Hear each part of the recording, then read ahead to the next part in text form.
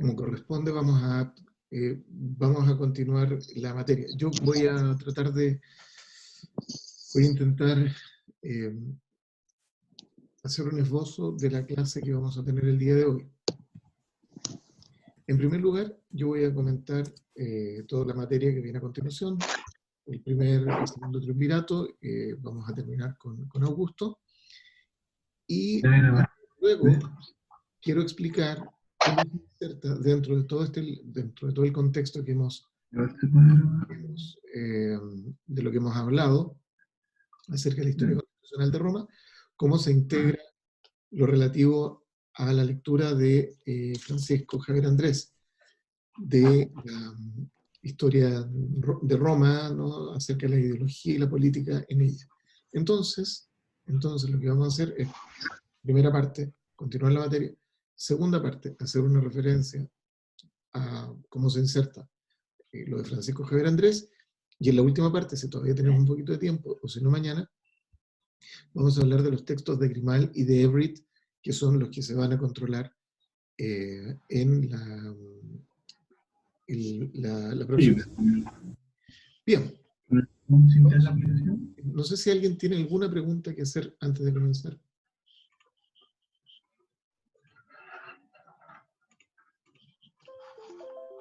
¿No? Bueno. Voy a comenzar yo.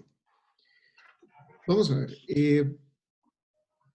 Quienes tenemos aquí estos bustos que nos muestran la cara de unos señores muy, muy serios. Este se llama Craso. Este señor se llama Pompeyo. Ellos son dos militares exitosos en distintas batallas, campañas, iniciativas a las que fueron llamados por el Senado de Roma, en fin.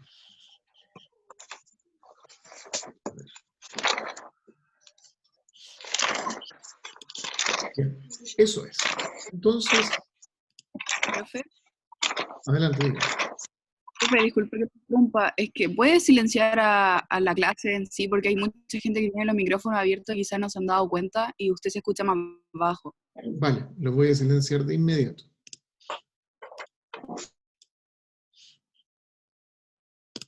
Bien. Bien. Yo les voy a agradecer, eso sí, que en lo sucesivo, de a poco, porque entiendo que tienen que vencer cierta timidez, cuando quieran intervenir, activen la cámara para yo saber alguna vez a quienes tengo por alumnos, porque veo sus nombres, veo, en fin, cómo se llaman, pero no tengo idea de quiénes son. Probablemente si me los encuentro en la universidad cuando volvamos a las clases presenciales, ni siquiera voy a saber a quién saludar. Entonces, les voy a pedir que en la medida en que la timidez la puedan vencer, activen sus cámaras, ya sea para hacer una pregunta o sencillamente para mostrar que están en clase, que estén callados y sin hacer preguntas. Bien, entonces, estos señores, decía yo, de aspecto, sobre todo Craso, tenía un aspecto, digamos, que no era como que viniera a contar un chiste del aspecto de Craso, ¿no? Pompeyo tenía un aspecto quizá un poquito más agradable. Bueno, ambos eran militares exitosos que habían tenido campañas. Por ejemplo, Craso, había vencido a Espartaco. Muy conocida la sublevación de Espartaco, y que había sido un esclavo y que había logrado sublevar a otros de su misma condición. Sertorio, otro líder de las provincias sobre las cuales, o sea, de los territorios sobre los cuales Roma se iba extendiendo y que iba, en definitiva, por medio de los cuales iba agrandando su poder. Ambos eran, por lo tanto, vencedores y disponían de un poder militar, disponían de un ejército más o menos importante. ¿Cómo se encuentran ellos? Ellos se encuentran en el año 70, lo pueden ver aquí, siendo cónsules, pero no había sido fácil para ellos llegar a esto. Había sido un acuerdo quizás algo forzado, porque ambos eran, desde luego, adversarios. ¿Quién tenía más poder en Roma? ¿Quién merecía llegar al consulado? Era una disputa entre ellos, no eran socios, no eran aliados, sino todo lo contrario. Eran adversarios y enemigos, colocó ahí. Entonces, esta disputa entre Craso y Pompeyo, lo cierto es que va a tener, de pronto, en esta tensión, va a aparecer un joven militar llamado Julio César, quien se irá por el lado de Craso y tendrá una cada vez mayor distancia con Pompeyo. En medio de todo este acercamiento, de esta aparición de este joven Julio César, como un prometedor militar también, y por consiguiente alguien a quien ellos debían considerar, tiene lugar la conjura de Catilina. Catilina era un senador que estaba preparando toda una revuelta contra el Senado, en definitiva una suerte de revolución. Catilina es denunciado, entre otros muy conocido, el discurso de Cicerón contra Catilina, muy conocida esa frase: ¿hasta cuándo, Catilina, hemos de soportar, en fin, tus conjuras, tu sublevación? Tiene lugar ese acontecimiento. Bueno, lo digo como para contextualizar. Julio César, Craso y Pompeyo comienzan en este clima tenso a tratar de llegar a algún acuerdo que defina o que suponga un cierto reparto del poder. Y este reparto del poder va a dar lugar a lo que se llama el primer triunvirato. En realidad lo podemos llamar simplemente el triunvirato, porque al segundo triunvirato lo vamos a llamar el triunvirato constitucional. ¿Y por qué? ¿Cuál es la diferencia? Porque el reparto que se hace aquí de los poderes es un reparto, si uno quiere, en primer lugar, a partir de ciertas prácticas constitucionales existentes en la época, y por lo tanto es un reparto, si ustedes quieren, de facto, en el sentido que, bueno, aquí como vamos a ver, yo me quedo con esto, tú te quedas con esto otro, y este otro se queda con esto. Siempre dentro de un marco constitucional que permitía eso. Y lo voy a explicar de inmediato. César, por ejemplo, después del fin del consulado de Pompeyo y de Craso, pasa a ser cónsul él. Y a continuación pasa a ser procónsul por 5 años. Por 5 años. Entonces Pompeyo, que dejaba de ser cónsul, pasa a ser a continuación prefecto de la Anona. La Anona era una institución pública encargada de distribuir trigo.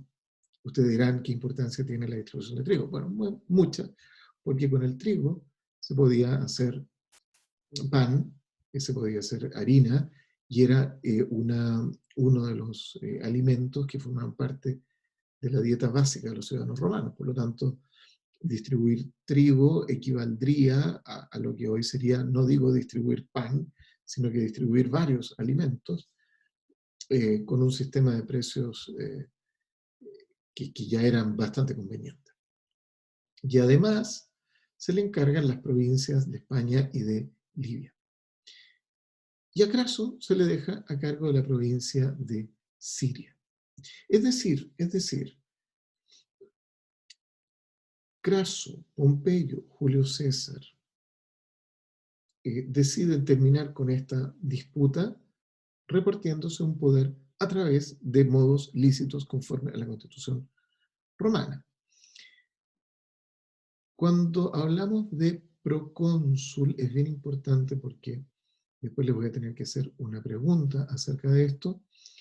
Es muy importante porque el texto de Francisco Javier Andrés, Francisco Javier Andrés, se refiere en particular a cómo se origina esta idea del imperio proconsular, que efectivamente era un poder atribuido a quienes habían dejado de ser cónsules. Les cuento toda la historia. Para la época de la que estoy hablando ahora, para la época de Julio César, el imperio proconsular ni siquiera se daba por un año, sino que se podía dar por más años. El imperio proconsular de Pompeyo en su momento para luchar contra los piratas se le había dado por 3 años. Y a Julio César, a continuación, se le atribuye un imperio proconsular por 5 años sobre la provincia de las Galias, es decir, poder militar. Cuando a Craso se le nombra gobernador en Siria, se le da poder militar. Lo mismo con Pompeyo sobre España y Libia. Es decir, voy a dar de inmediato la palabra a Magdalena Marín. Es decir, lo que hacen es, conforme a las reglas constitucionales, repartirse un poder militar inmenso. Eran, hoy lo llamaríamos los hombres fuertes de Roma. Dejaban de ser cónsules, fíjense, dejaban de ser cónsules, y sin embargo, gracias al imperio proconsular y al gobierno de las provincias, tenían un enorme poder e influencia sobre Roma. Bien, Magdalena tiene la palabra. Es que me confundí con las épocas. ¿En qué año pasa todo esto? ¿En qué años? Estamos hablando desde el año 67 en adelante. 67 en adelante. Ya, muchas gracias. En retroceso. Matías, adelante.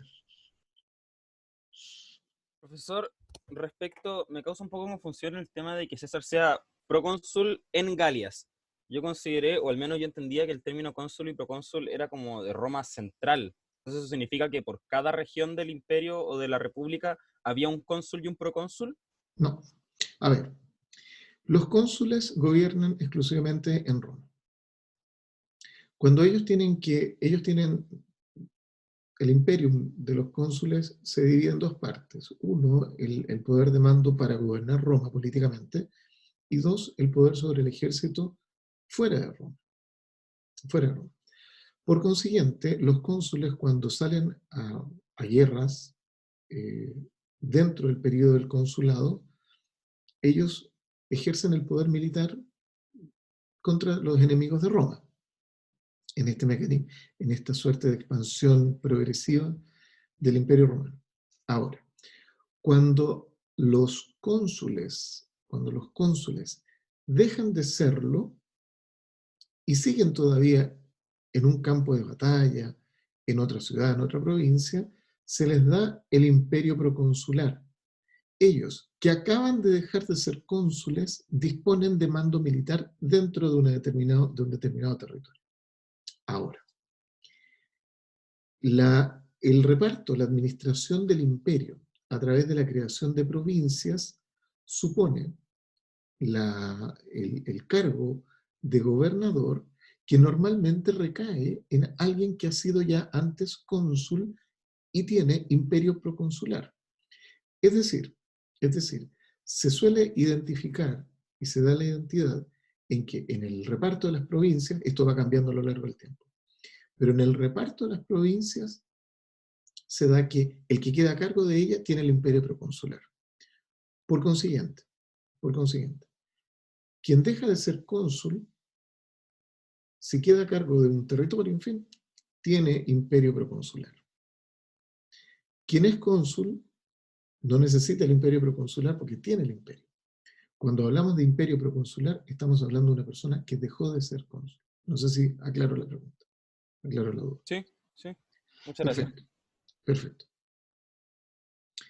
Bien.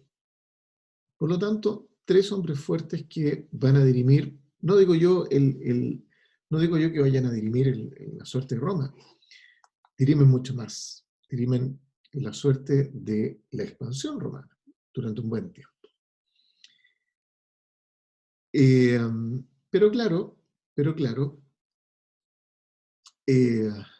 por muy vencedor que sea un militar, nunca puede vencer a la biología. Y la biología es la que se hace cargo de Craso. Muerto Craso, muerto uno de estos señores que se reparten el poder fuera y dentro de Roma, la situación entre Julio César y Pompeyo estalla. Estalla a tal punto, y esto por razones que uno se puede más o menos explicar. Muerto Craso y debilitado, y por lo tanto muerto el titular de un poder importante, quedamos dos. Y entonces la situación cambia completamente para ambos. Se pierde el equilibrio que daba este tercero. Y entonces, entre Julio César y Pompeyo se desata a continuación una verdadera guerra por tener no más poder, sino por tener todo el poder. Esa es la verdadera finalidad de este enfrentamiento entre Pompeyo y César.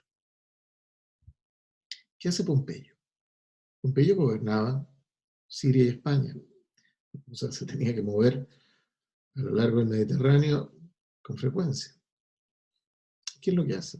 Se devuelve a Roma. Al devolverse a Roma no era algo inocente. No lo tienen que ver como que fuera de visita a ver a su mamá. Cuando Pompeyo vuelve a Roma, vuelve con ejército, vuelve con poder. Él era procónsul y gobernaba, y era gobernador. Vuelve con parte de su ejército y por lo tanto vuelve como un hombre con un poder de facto. Esa es la situación. Pompeyo vuelve y les voy a dar de inmediato la palabra. Pompeyo vuelve y lo que hace es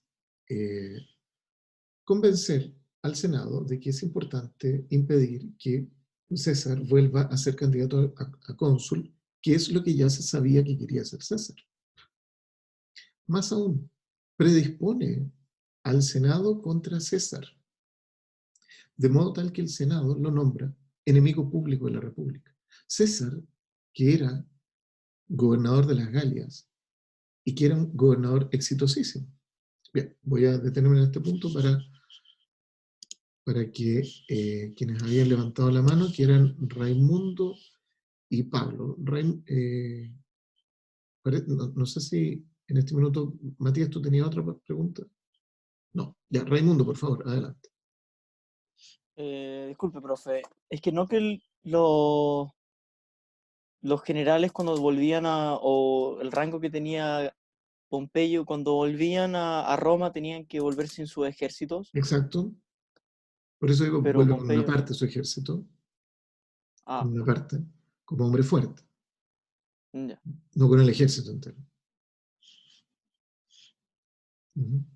Pablo. Pablo Lara tiene la palabra.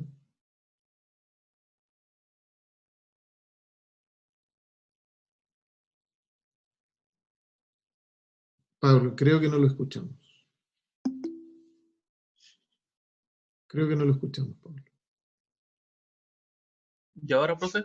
Ahora sí. Ah, ya.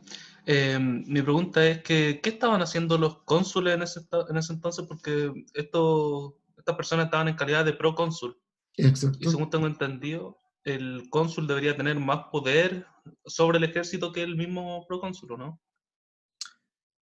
A ver, es un poder concomitante. Lo que quiero decir con un poder concomitante es que, bueno, si usted es procónsul en una determinada provincia, yo cónsul no lo voy a molestar a usted. ¿Por qué? Porque tiene un poder idéntico al mío. Es bien importante tener eso en cuenta. El poder es idéntico entre uno y otro. Por lo tanto, no hay una superioridad de un cónsul sobre otro. El cónsul lo que tiene sí es un poder sobre Roma que el procónsul no tiene. Uno es magistrado y el procónsul normalmente no es magistrado, aunque se hable de promagistratura, pero no es magistrado. Sí tiene un cargo gobernador, y eso es importante. Pero en cuanto a procónsul, no necesariamente está asociado a una magistratura. Por lo tanto, la llegada de Pompeyo a Roma solo se explica en términos de que aquí viene un señor que tiene mucho poder en otro lugar. Pero cuidado, no tendría ninguno nada de ese poder si el Senado no se lo hubiese dado. Y por lo tanto, cuando llega Pompeyo a Roma, que insisto, no llega por una visita familiar ni pasar el fin de semana, llega a ver al Senado, llega a entrevistarse con el Senado, a reunir al Senado en torno a sí, porque lo podía hacer, porque precisamente el Senado lo había designado en ese cargo. Entonces no era quiero decir, no era un funcionario de menor rango. Y los cónsules, bueno, tampoco podían impedir que llegara a Roma, así tampoco era un golpe de Estado. No se trataba de eso. Ahora llega en un momento en que, con toda seguridad, los cónsules estaban llegando a la finalización de su periodo y se venía una nueva elección. Por ahí va también el momento en que llega Pompeyo a Roma. ¿He respondido a las preguntas? Bueno, espero que sí. Bueno, sigo adelante. Sigo adelante.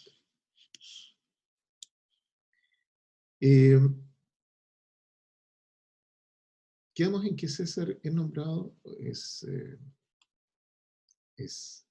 bueno, sí, nombrado, pero es catalogado como enemigo de la República. Eso significa que César ya no contaba con la venia del Senado y por lo tanto terminaba su proconsulado. Frente a un enemigo de la República hay que nombrar un defensor. Ese sería Pompeyo. Pompeyo, en definitiva, lo que hace es una campaña contra César, tratando de impedir que se le prorrogue el proconsulado, y en segundo lugar, tratando de impedir que llegue a ser cónsul. Pues bien, toma Julio César a su ejército, y aquí aquí tienen un pequeño mapa. En el norte de Italia llegan al límite que marcaba el río Rubicón. En ese límite, César debía licenciar el ejército. Licenciarlo quiere decir deshacerlo. Es decir, a partir de ese minuto, cada hombre que integraba el ejército partía hacia su propio hogar, no como soldado, sino ya como un simple privado. Ya no era parte del ejército porque el ejército quedaba licenciado, es decir, quedaba disuelto a partir de ese minuto. Bien, eso lo debió hacer Julio César. Pero Julio César se lo pensó un poco más y optó por ir contra esa regla constitucional del licenciamiento de las tropas y decidió marchar con el ejército hacia Roma.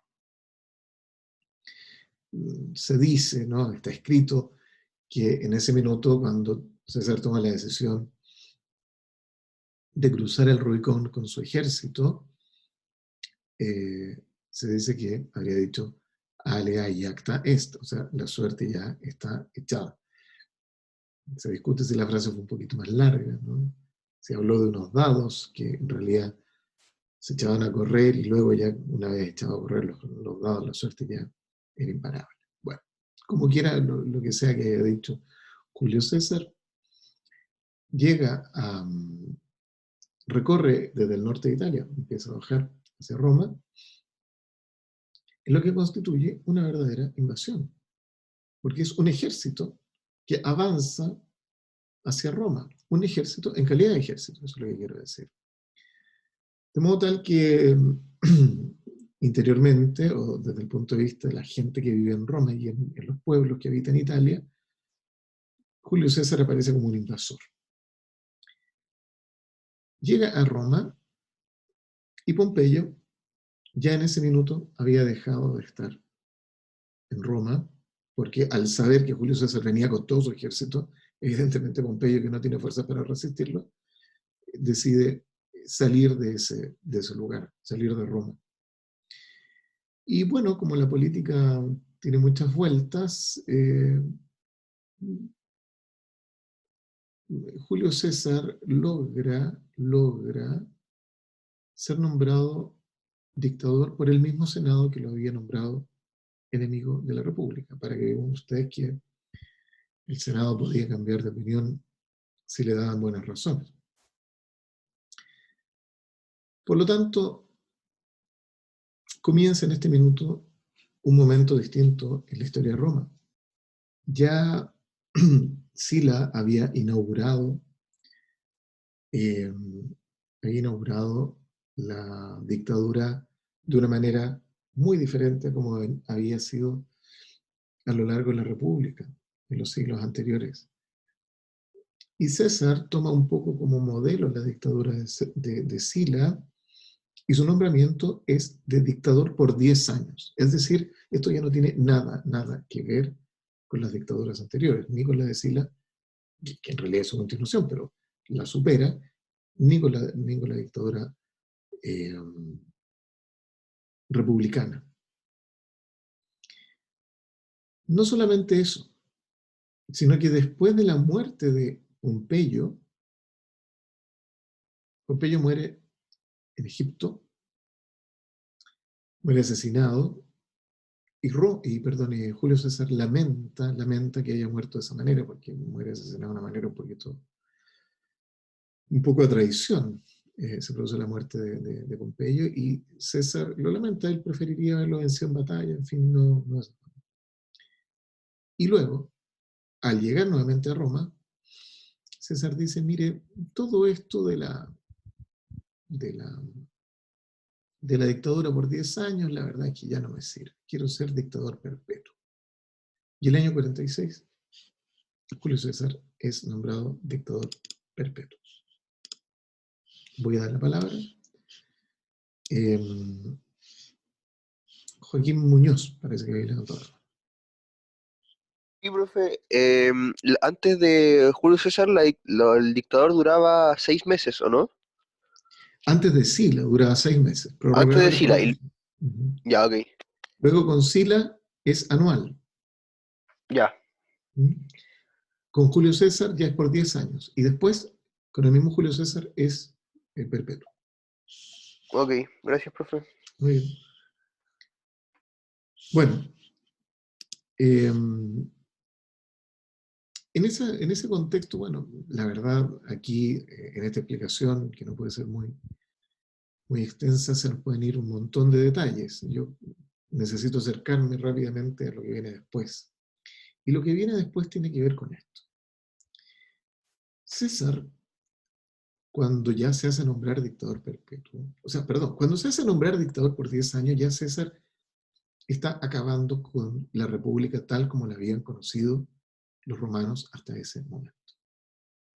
Con el nombramiento de la dictadura perpetua como dictador perpetuo, lo de César es una monarquía sin el nombre de monarquía. Y por lo tanto, dentro del mismo Senado aparecen personas que se oponen a la idea de concluir la república y dar todo el poder, el propio de un monarca, a una persona, aun cuando no tenga el título de rey. César, en definitiva, proyecta esa imagen, ¿no? Es un monarca. Es un monarca que absorbe todo el poder a partir de este nombramiento como dictador. ¿Y qué harán esas personas que iban en contra de la aparición de esta dictadura y querían volver a la república? Deciden asesinarlo. Y el 15 de marzo del año 44, César es efectivamente asesinado. Antes de ello, César había sido no solamente nombrado dictador perpetuo, también tenía la inviolabilidad de los tribunos de la plebe, y había conseguido además una cosa muy importante.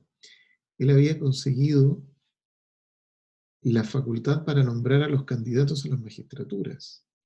Lo que quiere decir que cualquier magistrado que fuese elegido dentro de Roma, porque los magistrados seguían existiendo, no obstante ser dictador Julio César, consigue que ellos sean previamente presentados por Julio César. Lo que en definitiva significa que ningún magistrado o nadie podía llegar a ser magistrado sino contaba con la autorización de César. Y para contar con la autorización de César, evidentemente, tenía que ser un cesariano convencido. Pues bien, muere César. Tienen ahí ustedes una recreación muy posterior de la muerte de César. Lo que sabemos de la muerte de César es que él a la puerta del Senado, cuando llega al Senado, había convocado al Senado, cuando llega a las puertas del Senado se le acercan varios senadores, y que al verlos, que se acercaban ya con puñales, al ver que la intención era asesinarlo y sin poder defenderse, porque no tenía guardia, Julio César sencillamente con su toga se cubre completamente, y recibe las puñaladas de los demás. César estaba acompañado de un esclavo. El esclavo, como puede, lleva el cuerpo de César para que lo vea un médico. César muere, desde luego. Pero fíjense, de 40 y tantas puñaladas que recibe, no son pocas, ¿no? Solo 2 son mortales. Solo 2. Lo cual quiere decir que también los senadores, digamos, acuchillaron por donde podían, pero claro, en brazos, probablemente en piernas, no llegaron a ser letales la mayor parte de esas puñaladas, salvo una que le rozó el corazón y provocó su muerte. 1 o 2 eran mortales. Bueno, ¿en qué había consistido esta dictadura de César? ¿Qué había dejado César como dictador? ¿Cuál era el programa político que lo acompañaba y cuál había sido, en definitiva, hasta dónde había llegado todo esto? César había transmitido a sus adictos, a sus seguidores, esta idea de que era necesario un cambio constitucional. Lo había dicho. Era necesario cambiar la Constitución. ¿Por qué? ¿Por qué era necesario cambiar la Constitución? Porque César pensaba que, tal como estaba organizada la Constitución romana, no servía para administrar el imperio, para seguir siendo el imperio en el que se habían convertido, por los territorios que ya tenía.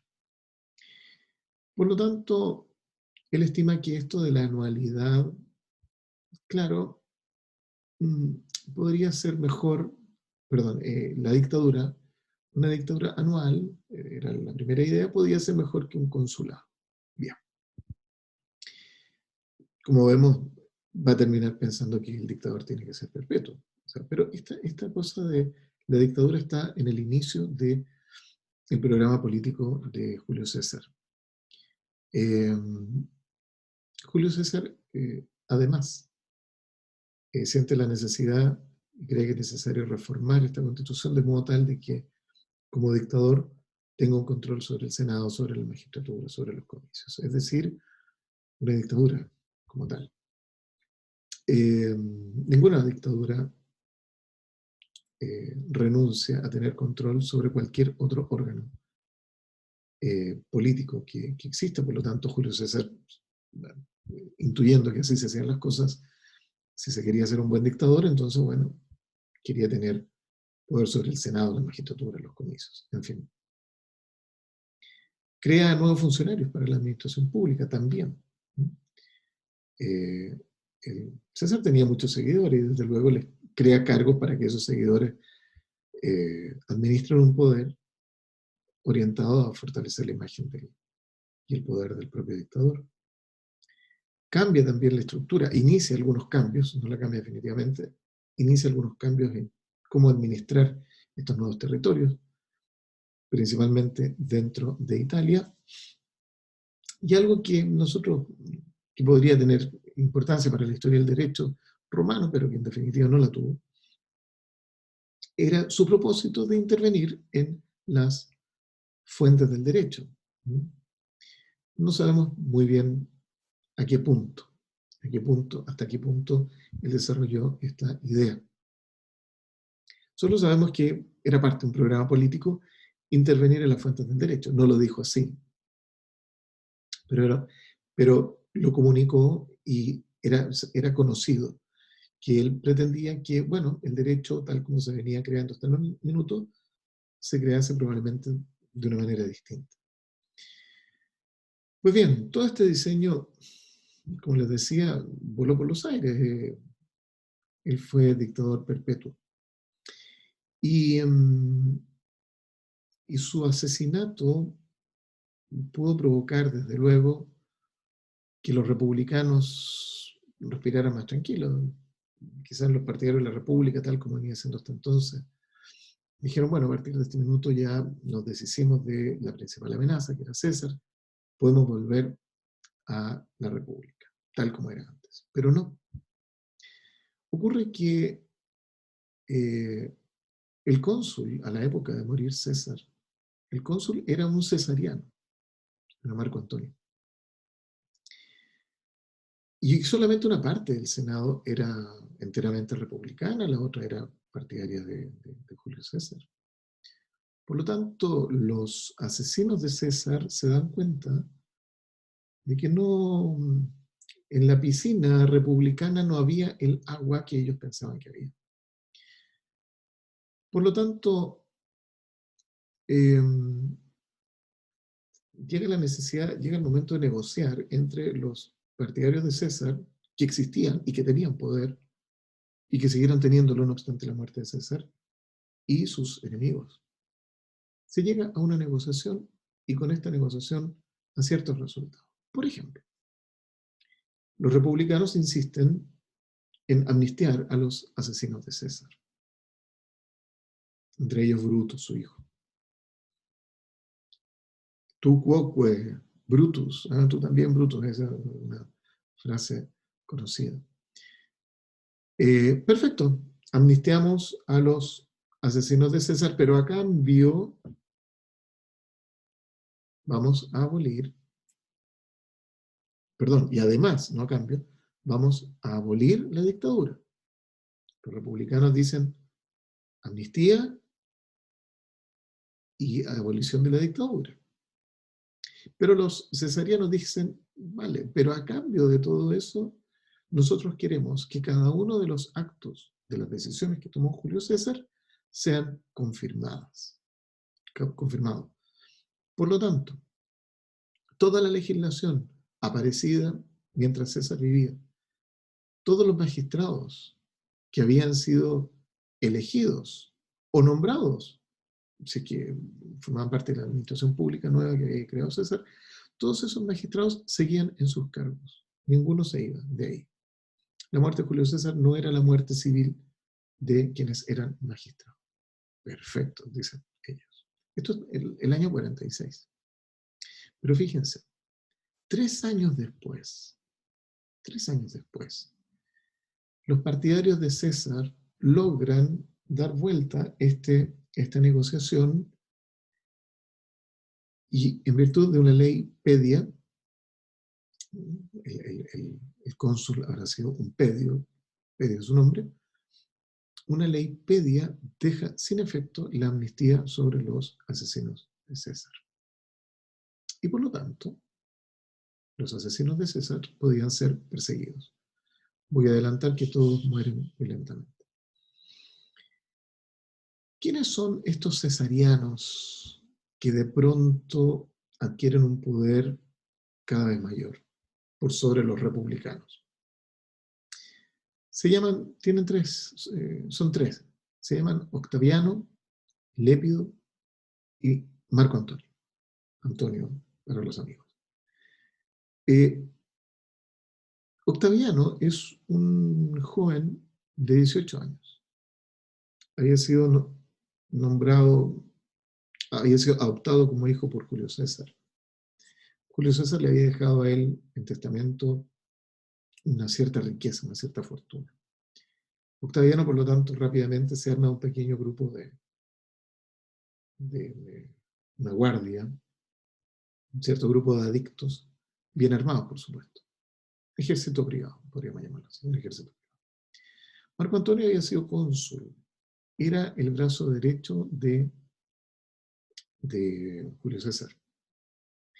Y Lépido era, llamémoslo así, el líder del partido de los cesarianos. No existía algo así como un partido político, como lo entendemos hoy, pero él agrupaba, él lideraba a toda la facción cesariana. Por lo tanto, estos dicen, bueno, para asegurar que el proyecto cesariano, y para asegurarnos nosotros mismos el poder, conviene en un triunvirato constituyente. Pero cuidado. O sea, ¿por qué se llama constituyente? Y lo voy a decir de inmediato. Porque a diferencia del triunvirato que habían constituido Craso, Julio César y Pompeyo, este triunvirato tiene la sanción de una ley Ticia del año 43 a.C., una ley comicial.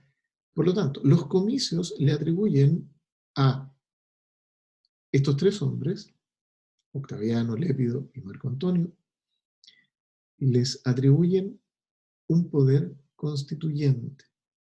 ¿Qué quiere decir? Quiere decir que, en primer lugar, las competencias de los magistrados existentes hasta el momento quedan suspendidas. Y los poderes de los magistrados son trasladados a estos tres hombres por 5 años que podían ser, además, prorrogables. Y lo fueron.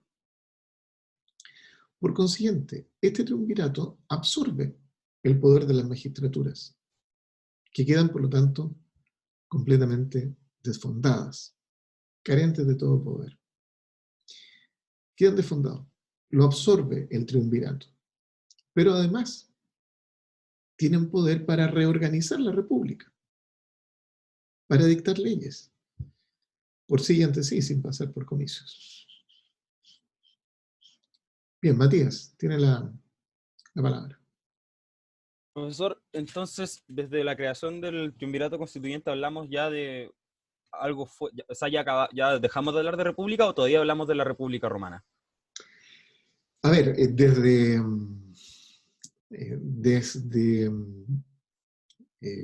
los Gracos en adelante venimos hablando de la crisis de la República Romana.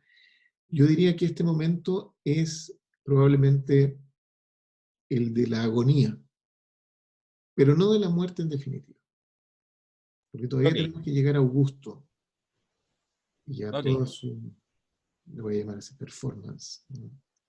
Perfecto. Por lo Muchas tanto, gracias, estamos profesor. en un momento agónico. Ya la república ya no se sostiene. Estos son procesos largos. Son procesos largos de los cuales ni siquiera muchas veces sus protagonistas son conscientes. Como lo veremos a continuación con Augusto. Bien. Fíjense que este triunvirato decide nada menos que proscribir, esto es perseguir, declarar enemigos y por lo tanto perseguibles de oficio a 130 senadores, entre los que se incluye Cicerón. Cicerón había sido senador, creo que ustedes saben que Cicerón es autor de un montón de obras. Cicerón era un cesariano convencido. Pero en el triunvirato constituyente, Cicerón toma partido por Octaviano. Al principio tenía un cierto, lo miraba con desdén a Octaviano, muy joven, Cicerón ya no lo era, pero posteriormente, cuando ya se da cuenta que Octaviano tiene un cierto poder y que, digamos, es un hombre fuerte dentro de la distribución del poder político en Roma, se va para su lado. Y se opone Cicerón a Marco Antonio. A Marco Antonio le dedica, irónicamente, ¿no? Y humillándolo, le dedica las Filípicas, que es una obra escrita tomando como modelo a Filipo de Macedonia, con la cual critica fuertemente a Marco Antonio. Por lo tanto, Marco Antonio detestaba a Cicerón, y en esta conformación del poder político constituyente, el segundo triunvirato, el triunvirato constituyente,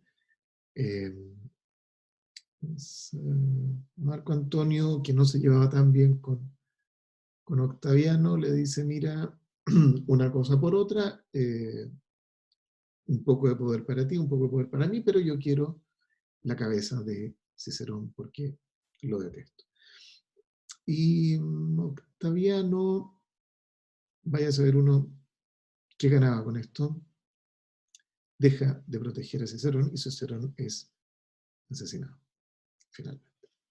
Bueno, en definitiva, los últimos asesinos de César, Bruto y Casio, terminan suicidándose, ya no soportan la persecución. Pero el año 33, fíjense todo el tiempo que ha pasado. Han pasado 10 años desde la creación del triunvirato. Ha ocurrido lo siguiente: Lépido ha bajado un poquito la intensidad del poder que desempeñaba, seguía existiendo, pero no era una amenaza para nadie, era más bien, digamos que tenía su poder en términos muy pacíficos y no representaba una amenaza ni para uno ni para otro. Pero llega un momento en que Octaviano comienza a hacer campaña contra Marco Antonio. Este estaba en Egipto, estaba con Cleopatra. Cleopatra provenía de una estirpe de gobernantes egipcios, y por lo tanto Octaviano acusa a Marco Antonio ante el Senado de querer devolver Egipto a manos de los Ptolomeos, de la familia que había gobernado, la dinastía gobernante, hasta antes de transformarse en provincia romana. Bien, fuera cierto o no, lo que se decía de lo que dice Octaviano de Marco Antonio, lo cierto es que provoca una guerra contra es decir, Marco Antonio contra Lépido, contra Octaviano, o más bien Octaviano contra Marco Antonio. Y esta guerra, que se libra básicamente en Egipto, va a concluir el año 31 con la victoria de Octaviano en Accio. Esa victoria de Octaviano en Accio va a significar que Octaviano, ya que Lépido era muy tranquilo y no representaba una amenaza y su poder había disminuido, Octaviano se transforma él en el hombre fuerte de Roma. Y el año 27 retorna a Roma, no se olviden que él estaba en Egipto, y en Roma hará lo que yo decía, esto es una performance. ¿Por qué? Porque muy hipócritamente, Octaviano, ya de acuerdo con algunos senadores, Octaviano dice ante el Senado o declara ante el Senado que él renuncia a todos los poderes, que ya no quería más, que se quería retirar de la vida política, quería hacer una vida normal, supongamos que dijo eso. Pero que él ya no quería seguir prestando los servicios que había prestado a la República. Por eso yo decía que estamos en un momento agónico, pero todavía no es la muerte definitiva. Y el Senado le pide que no abandone sus tareas, le pide que continúe siendo el protector que había sido, que se había transformado de la República. Y Octaviano dice, perfecto, pero yo acepto seguir desempeñando estos cargos, sí y solo si el Senado me acompaña en esta aventura. Y el Senado, por supuesto que sí, estamos contigo, somos aliados. Y el Senado le otorga a Octaviano un título, el título de Augusto. Al principio le ofrecen el título de Rómulo. Y Octaviano dice, no, Rómulo era rey. Y yo no vengo aquí a ser rey. Fantástico, este no quiere ser monarca, quiere restaurarla. ¿Qué es lo que quiere restaurar Octaviano, ahora llamado Augusto? ¿Qué es lo que quiere restaurar? La República. Ese es su programa político. El programa político de Octaviano, ahora devenido Augusto, es restaurar la República. Fíjense. ¿Y qué es lo que hace? Vuelve a las instituciones propias de la República. La dictadura ya es Es historia. De dictadura ya no se habla. Volvemos a hablar de cónsules, volvemos a hablar de tribunos de la plebe. Sí, dice también Augusto ahora. Sí, volvamos a esas magistraturas que tanta gloria le dieron a Roma. Por cierto, yo voy a ser cónsul. Por cierto, dice, voy a querer el tribunal, la potestas tribunicia. No quiero ser tribuno de la plebe, pero quiero tener todas las potestades que tenían los tribunos de la plebe. Por supuesto se lo dan. Y por favor, quiero el imperio proconsular sobre un cierto número de provincias, las que están más, las que son más combativas, esas provincias que no están pacificadas, por favor, quiero la administración de ellas, para lo cual necesito el imperio proconsular. Las provincias ya pacificadas se las puede quedar el Senado. Perfecto, le dice el Senado. ¿Y qué es lo que hace Augusto ya en este minuto? ¿Qué es lo que hace? Toma un poco de cada magistratura y acumula un poder personal. La fachada es la de una república.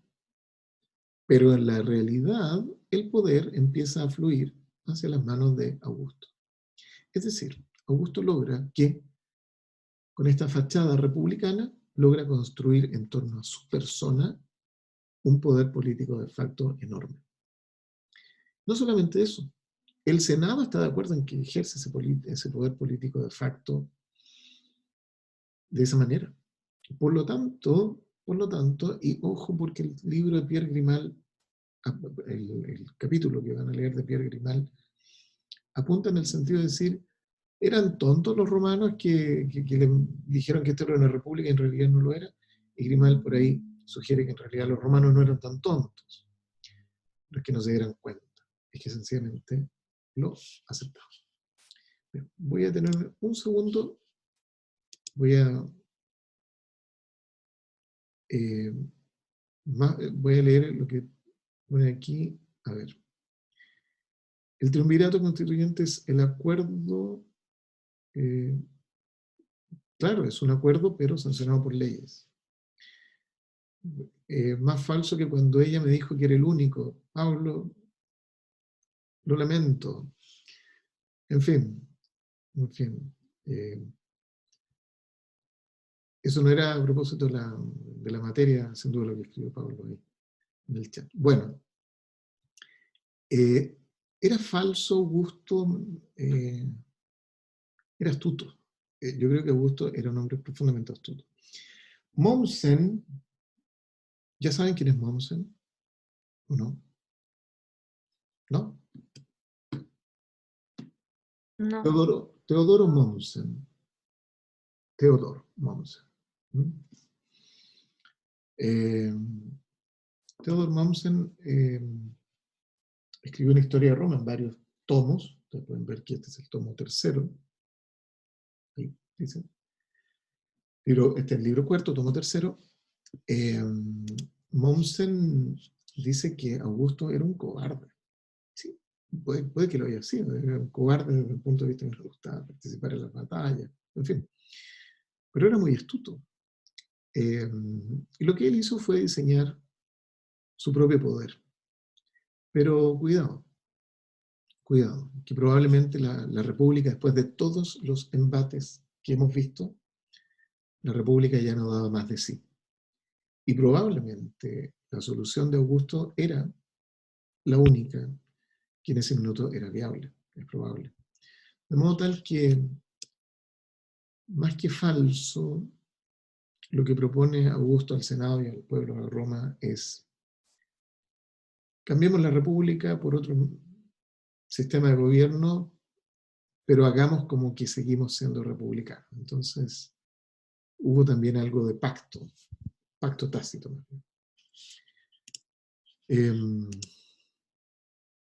A ver, Yesenia, puede activar el micrófono. Sí, profe, disculpe, el que dijo que quería cambiar la república era Teodoro.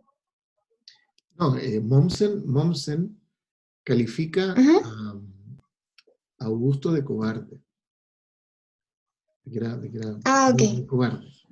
No, por favor, Mommsen es un historiador, filólogo alemán del siglo XIX, premio Nobel en el año 1902 precisamente por esta obra, Historia de Roma, una obra que yo les recomiendo que no lean porque provoca adicción, es una obra magníficamente escrita que solamente va a provocar que ustedes pasen horas de horas leyendo y no dedicándose a estudiar Derecho. Por eso yo, irónicamente, digo, no la lean, porque es una obra grandísima.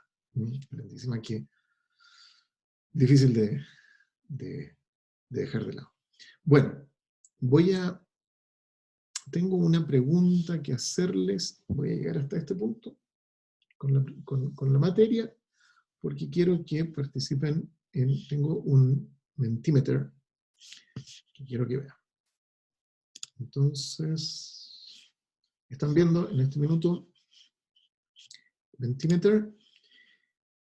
Entonces, quiero primero saber lo siguiente. Quiero que ustedes me digan, los que hayan leído el texto de Francisco Javier Santos, perdón, de Francisco Javier Andrés, quiero que me den una retroalimentación sobre lo siguiente.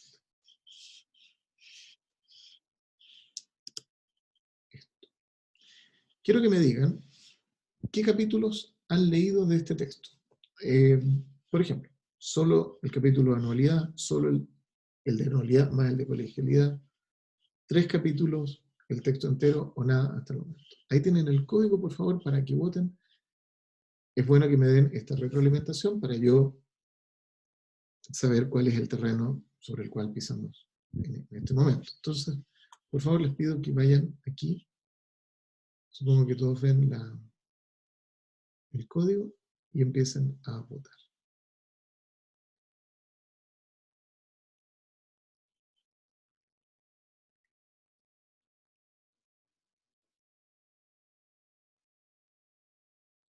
Bien.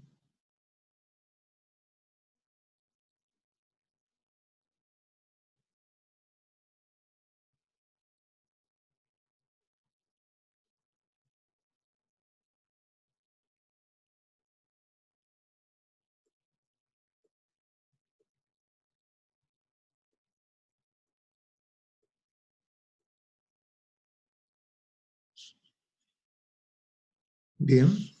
Seguimos viendo.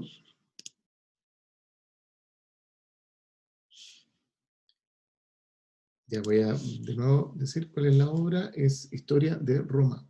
Theodor Mommsen. Historia de Roma.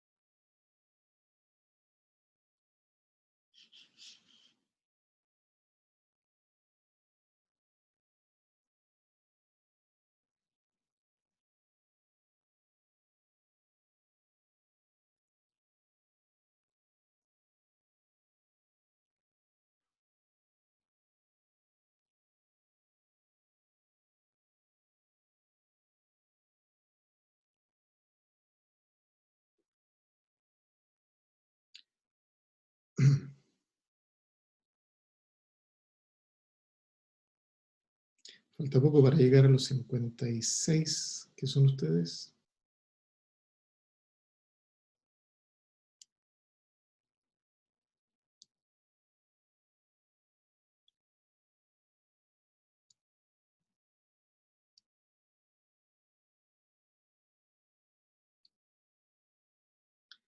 Bien, parece que vamos a estabilizar en 48 votos.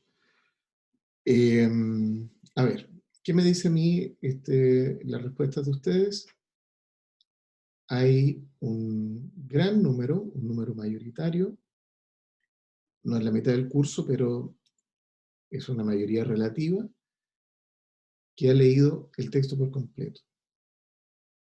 Y si yo lo uno a aquellos que han leído los 3 primeros capítulos, o sea, anualidad, colegialidad y continuidad, lo que obtengo es que ya un número más que mayoritario ha leído gran parte del texto, una gran cantidad del texto. Por lo tanto, y de hecho las personas que han leído solamente anualidad son muy pocas, y nadie hasta el momento declara no haber leído en absoluto nada. Entonces, esto me permite a mí llevarlos a lo siguiente. No les voy a preguntar qué dice el texto de Francisco Andrés. Les voy a hacer otra pregunta. Les voy a hacer la siguiente pregunta. Vamos a volver. Y tengo otra pregunta que hacerles, que es esta.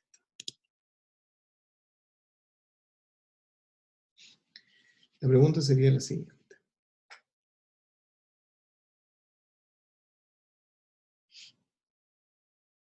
Y les pido nuevamente que voten. Ahora, tienen que votar de una distinta manera. Se les pide lo siguiente. ¿Qué nuevos conceptos creen ustedes, después de toda esta lectura que han hecho, que hay que incluir en el glosario? Incluso pueden votar por persona, por ejemplo, Julio César debería estar en el glosario, por referencias biográficas. ¿Qué les pido? Que anoten sencillamente términos, palabras que ustedes crean que hay que incluir en el glosario a partir de ahora. Entonces les pido que aquí no hay alternativas, sino que ustedes solamente tienen que escribir palabras, conceptos, pero conceptos así de una palabra, a lo más 2. ¿Ya? Si van a escribir 2 palabras o más, por favor, colóquenles un guión para que no se pierdan.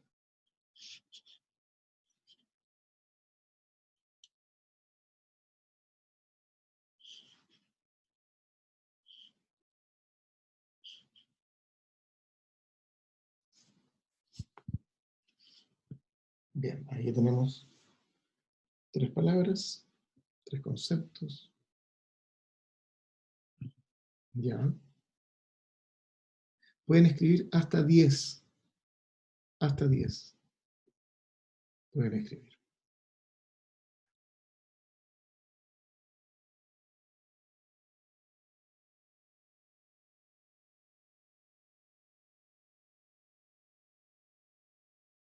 No tienen que escribir 10, desde luego.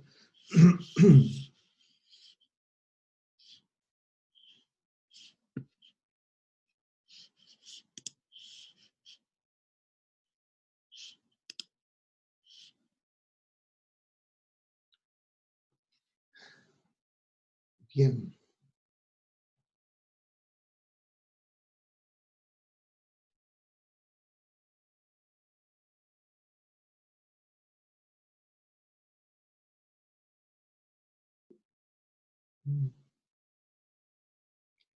Bien.